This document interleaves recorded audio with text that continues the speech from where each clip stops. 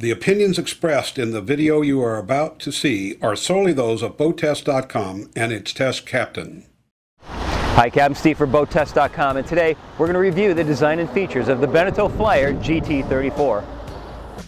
The design team at Beneteau tell me that they designed the GT34 to provide sport boat handling with an enclosed sport coupe layout. Let's see how they've done with the layout as we begin our tour up at the bow, where we have a rail height of 30 inches or 76.2 centimeters. A hatch conceals the standard Lumar windlass. The compartment to the side is open to allow access to the anchor rod. Notice how water is directed overboard rather than into the compartment. The bow sun pad is optional, and there's a cutout that can be removed to allow natural light into the lower deck. It's hard not to be impressed with the massive single-piece windshield, and there are twin pantograph windshield wipers with integrated washers. I found the side decks to be quite easy to access, mostly thanks to the clever molded handhold along the side of the hardtop. Steps lead into the cockpit from both sides. The door to the cockpit opens inward, which means that if you fall against it, you don't fall out. High marks to Beneteau for creating this clever emergency bilge pump with the handle storing conveniently in the cockpit door.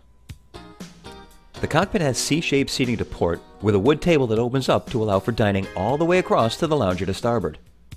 In the closed position, the leaf support doubles as a handrail. The lounger is quite comfortable, offering a full view of the stern, and underneath is dedicated space for a life raft. A hatch under the table is accessed by releasing the two latches and pushing on the table to open. This allows access to the engine compartment, but I'd like to see the engine access improved, especially for daily engine checks. Forward into port is an entertainment center. At the top is a standard sink, and there's an option for an electric grill just to the left.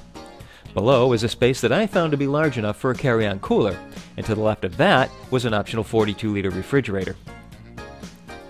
The helm was nicely laid out with both analog gauges and Volvo Penta's EVC displays. An angled panel lies below the upper gauges for holding stuff. Rocker switches are to the left, absent a blower switch on our test boat. An optional Simrad nav display was in the center and interconnected with the VHF AIS. The controls fell naturally to my hand, and I really appreciated the optional bow thruster when I was backing into a slip against a 2-knot cross current. The height of the controls really lend themselves nicely to facing aft. Engine shutoffs and fire extinguisher dischargers are just behind. The double wide helm seat has a flip-up bolster, and a convenient footrest is below. Visibility was best for me from the seated position. Standing requires the large sunroof to be opened, and then I was looking at the overhead frame. Ventilation was outstanding with 2 opening side windows. The companionway was surrounded by smoke glass that did a nice job of adding light to the lower deck.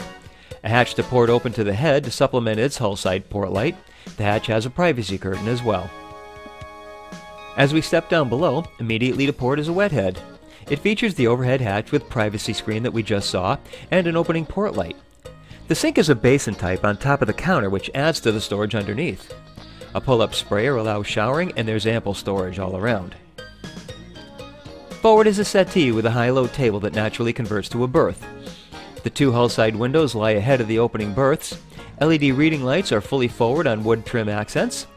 Above is the overhead hatch that can be exposed in the sun pad. The decking is marine-grade wood laminate, and you can opt for either an oak or mahogany finish. The table is beautifully finished and has a subtle raised edge. Storage cabinets are to both sides, and a privacy curtain close the entire area off. The galley has storage cabinets above that are large enough to accommodate full-size dinner plates.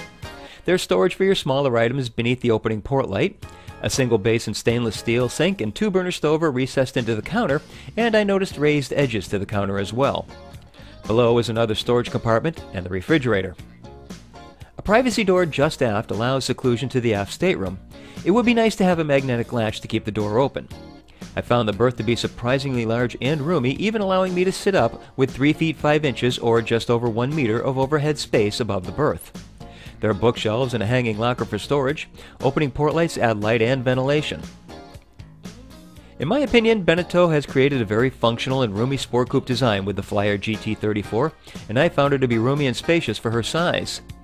That's our full features walkthrough of the Beneteau Flyer GT34. For BoatTest.com, I'm Captain Steve. We'll see you on the water.